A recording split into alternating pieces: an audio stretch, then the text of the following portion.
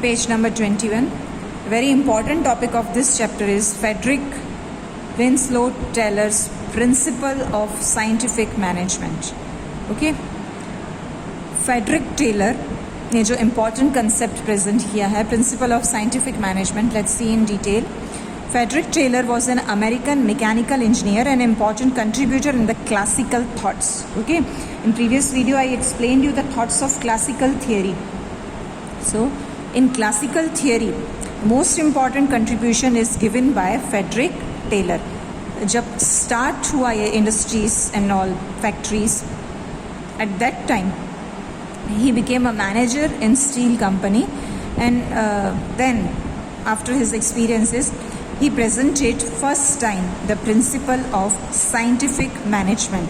That's why Frederick Taylor is also known as the father of scientific management. Okay, Frederick Taylor is also known as father of scientific management. Now, as per Taylor, there are two important classes in business. One is owners and second is workers, right? There are two important classes in the business, owners and workers. Now, owners means whose focus is only and only on profit, but employees are interested in higher wages, good salary and job satisfaction. तो होता क्या है, दोनों के interests में conflict आ जाता है. Owner is focusing on profit but employees are focusing on maximum wages.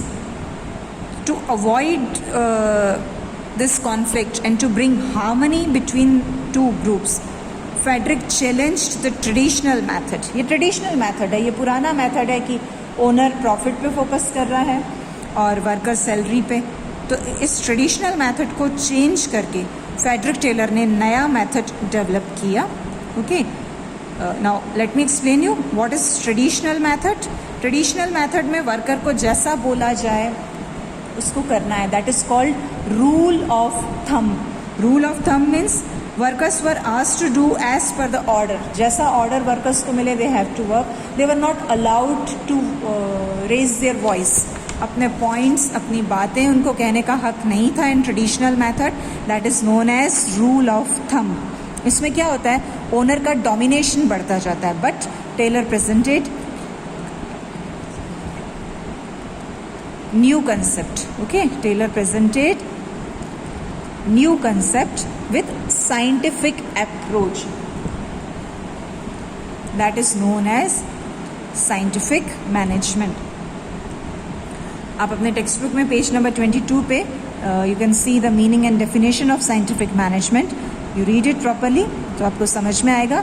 Scientific management means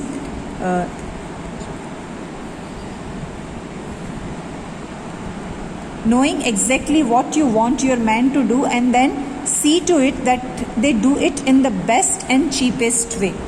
Plus scientific management is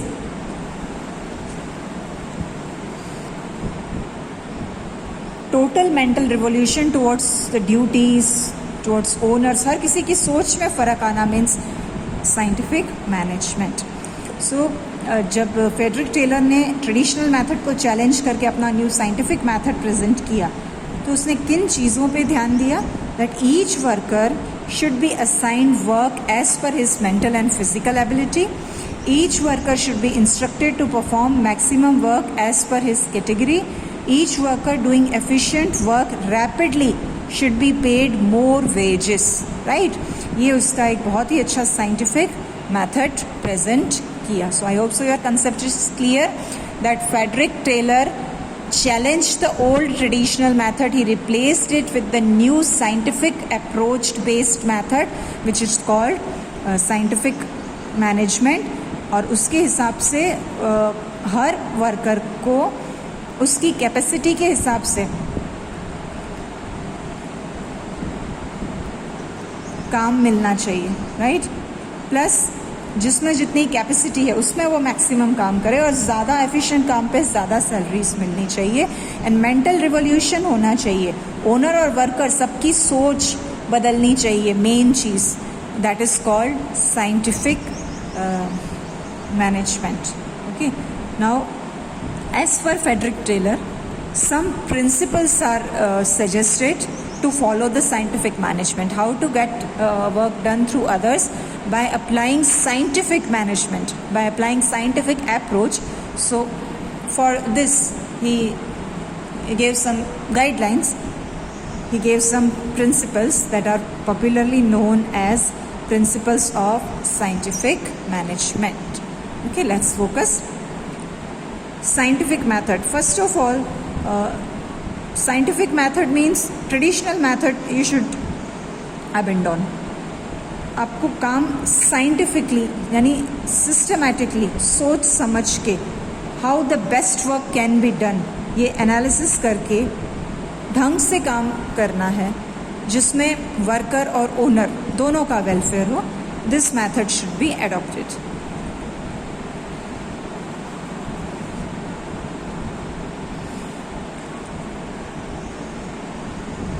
Then planning and implementation. As per Frederick Taylor, there should be one class of people who are planning, and there should be another group of workers who are implementing the work. Okay, this is his principle. Then job analysis.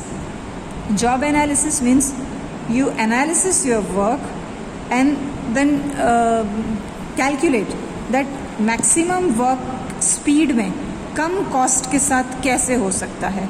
For this time study, motion study and fatigue study can be studied, that I am going to explain you afterwards in detail.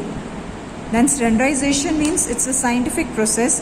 Advance में आप अपने equipments, अपने time, अपनी situation, resources, इन सब के standards decide कर लेना चाहिए.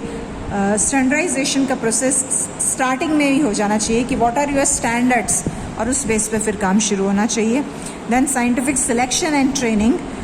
Workers should not be selected on influence. Workers should be selected on scientific methods like according to their education, their skills, their guts, their physical strength, plus of course we have to give them training. And worker को काम भी उसकी capacity, उसकी education, उसकी skill के हिसाब से ही दिया जाना चाहिए. वर्कर को ट्रेनिंग देनी चाहिए सो दैट इज एफिशिएंसी उसकी इम्प्रूव हो time to time. Some scientific tests should be used to know their interest. So scientific selection of workers should be there and training should be given to workers. These are the general principles presented by scientific management promoter Frederick Taylor. Then financial motivation. Skilled workers should be given more financial aid and other kind of motivations, like different kind of motivated wage schemes should be recommended. Okay, her worker की efficiency, उसकी productivity के हिसाब से उसे motivational wages मिलनी चाहिए. Okay, और उसकी भी साइंटिफिक स्टडी और कैलकुलेशन होना चाहिए. Then economical. When we are applying all these principles, जो साइंटिफिक मेथड्स और बेसिस हम ले रहे हैं, but at the same time ये सारी चीज़ें लो कॉस्ट पे होनी चाहिए. दैट इज़ मोस्ट इम्पॉर्टेंट, क्योंकि कॉस्ट कम होगा तभी तो प्रॉफिट हम कमा पाएंगे. तो कॉस्ट कैलकुलेशन और कॉस्ट कंट्रोल मेथड्स ध्यान में देने चाहिए. Then last principle, mental revolution. Okay, now mental revolution means owners और वर्कर्स दोनों का मेंटल रिवॉल्यूशन, यानी दोनों की सोच बदलनी चाहिए. दोनों के बीच का स्ट्रेस कम होना चाहिए ताकि वर्कर्स और ओनर्स मिल के अपने गोल्स अचीव कर पाएं.